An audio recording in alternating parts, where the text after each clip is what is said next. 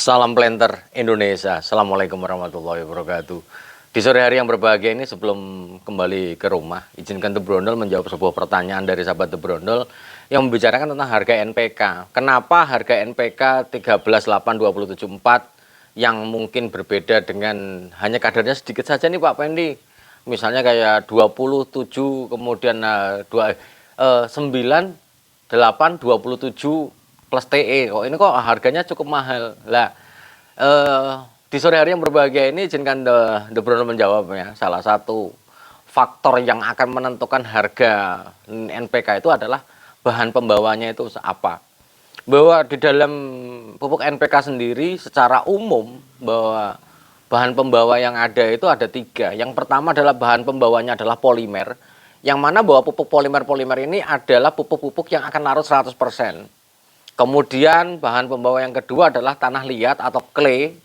Ini misalnya 13, 8, 27, 4, 12, 12, 17, 2 yang nantinya ketika dilarutkan tidak akan larut 100%. Begitu juga yang ketiga tidak larut 100% karena dia bahan pembawanya adalah organik. Bahan organik ini misalnya pakai janjangan kosong dan sebagainya. Nah, kalau kita bicarakan harga NPK yang terbuat dari polimer 15 15 15 16 16 16 mutiara itu yang larut 100%, dia akan memiliki reaksi yang cepat. Yang semua hampir seluruh dia bahannya polimer yang dia memang mudah larut 100%, maka dia harganya cukup mahal.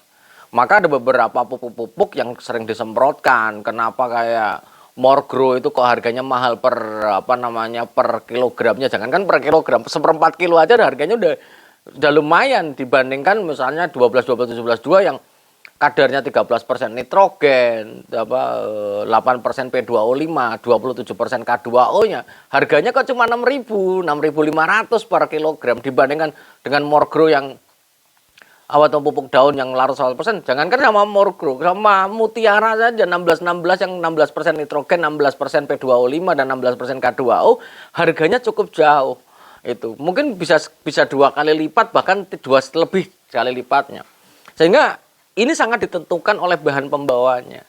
Jadi kita harus memahami ketika kita ngomongin bahan pembawa atau pupuk-pupuk yang larut 100% biasanya akan memiliki harga yang relatif lebih mahal. Namun pertanyaannya, apakah pupuk-pupuk dengan bahan pembawa polimer ini dengan harga yang segitu lebih tinggi dibandingkan dengan bahan pembawa NPK dengan bahan pembawa liat ataupun NPK berbahan pembawa organik ini, apakah berbahan pembawa polimer yang 100% ini reaksinya lebih cepat? Jawabannya iya. Jawabannya pasti akan lebih cepat. Karena kalau kita ngomongin 16 16 16 Mutiara ataupun 15 15 Ponska Plus misalnya yang ada 2000 ppm sulfurnya, ini akan memiliki reaksi yang relatif lebih cepat. Tapi ya harganya lebih cepat juga karena kita akan koyak dalam jumlah yang cukup besar yang harus kita berikan.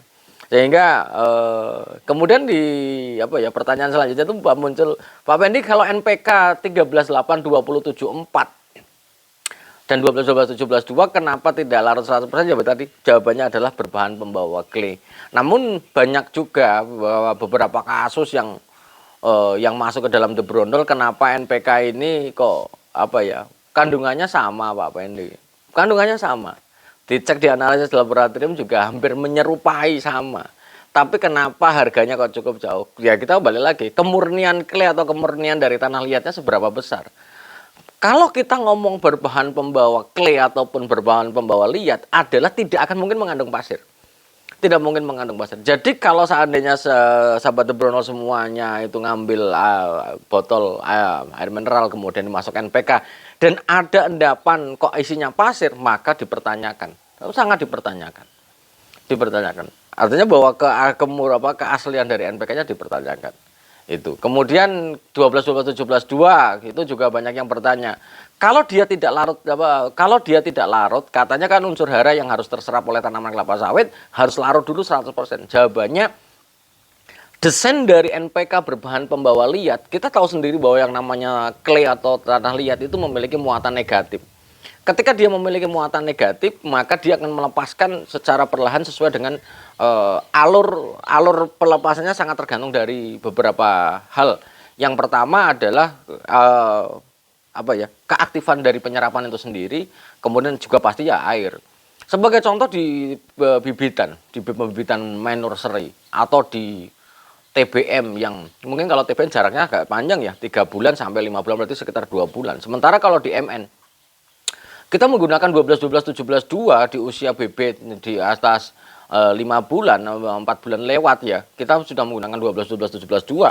Ketika pupuknya masih ada, apakah dia sudah diserap? Akan mungkin terserap. Kenapa? Karena bahwa desainnya bahwa nitrogen akan keluar juga.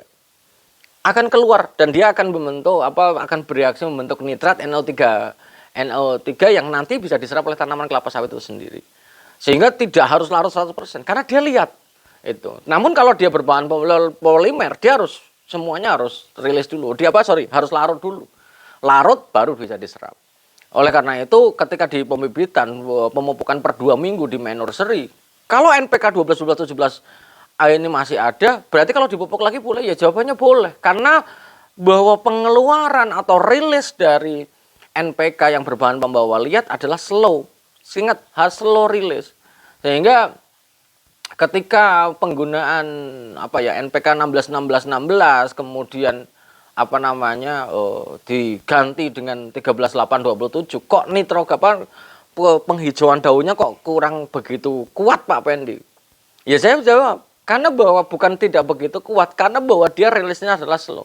Mau nitrogennya, mau fosfornya, mau kaliumnya tetap slow. Karena dia berbahan pembawa liat yang diikat oleh partikel liat dengan adanya muatan negatif. Jangan dia nanti akan secara berangsur-angsur akan keluar rilis menjadi ion yang nanti bisa diserap oleh tanaman kelapa sawit itu sendiri. Lah, yang jarang dibahas itu adalah bahwa NPK dengan bahan pembawaannya adalah organik. Bahan pembawaan nitrogen berbahan pembawa organik itu banyak. Ada yang bahan bawaannya dari kotoran hewan, ya ada yang sudah dihaluskan kemudian nanti digranulasi. Ada juga yang dengan menggunakan limbah kelapa sawit yang namanya solid. Ini juga biasanya digunakan sebagai bahan pembawa untuk NPK organik. Nah, NPK organik secara harga ya relatif lebih murah. Lebih murah dibandingkan NPK berbahan pembawa liat, apalagi yang berbahan bawa polimer. Maka ya di atas misalnya sekarang pada hari ini yang polimer di atas 600.000 sana per saknya, yang lihat 300 ribuan, mungkin yang berbahan pembawa organik ini mungkin di atas 200-an lah. Tapi apakah lambat Pak Pendi? Nah, menjadi pertanyaan apakah lambat atau cepat? Bisa jadi cepat Mas. Kenapa? Karena bahwa ketika kita menggunakan bahan pembawa organik, maka pengkayaan nutrisinya adalah didasarkan pada pemberian pupuk tunggal. Sekali lagi berdasarkan pupuk tunggal. Sebagai contoh, kalau misalnya pupuk NPK organik dengan pembawanya itu adalah organik berupa solid, maka ataupun kotoran hewan sekalipun itu biasanya akan dicampur dengan menggunakan urea sebagai sumber nitrogennya, TSP itu sebagai sumber fosfatnya atau rock fosfat, TSP atau rock fosfat, dan juga pengkayaan kaliumnya adalah ditambahkan dengan menggunakan KSL yang dicairkan. Sehingga hal inilah yang menyebabkan justru kadang-kadang malah relatif cepat hijau. Sehingga ketika kita melihat kita ngambil yang berbahan pembawa organik, diletakkan di sini saja, maka dia akan cepat basah. Karena higroskopis yang terbentuk dari NPK yang ada ini adalah higroskopis dari karakteristik si ureanya sendiri, sehingga dia akan cepat basah. Itu ketika dilakukan di pemupukan di tanaman kelapa sawit kita, ya tetap dia akan mudah rilisnya karena nitrogennya bersumber dari urea, sehingga ya relatif lebih cepat.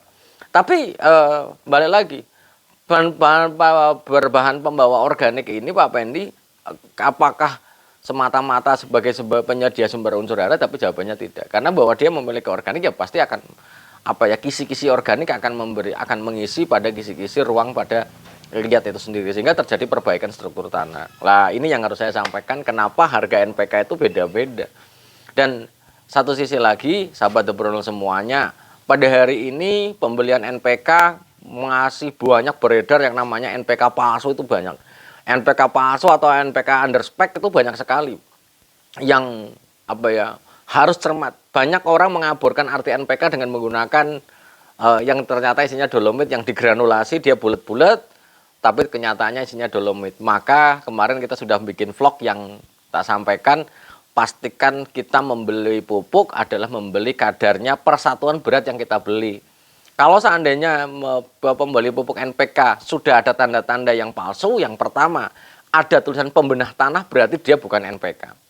Apalagi ada kandungan magnesium oksida dan kalsium oksida, itu adalah tanda palsu yang kedua yang isinya dapat dipastikan adalah dolomit. Semoga bermanfaat bagi sahabat Bro dan juga pribadi saya. Semoga kita diberikan kesehatan dan kebahagiaan tanpa syarat dan salam planter Indonesia. Assalamualaikum warahmatullahi wabarakatuh.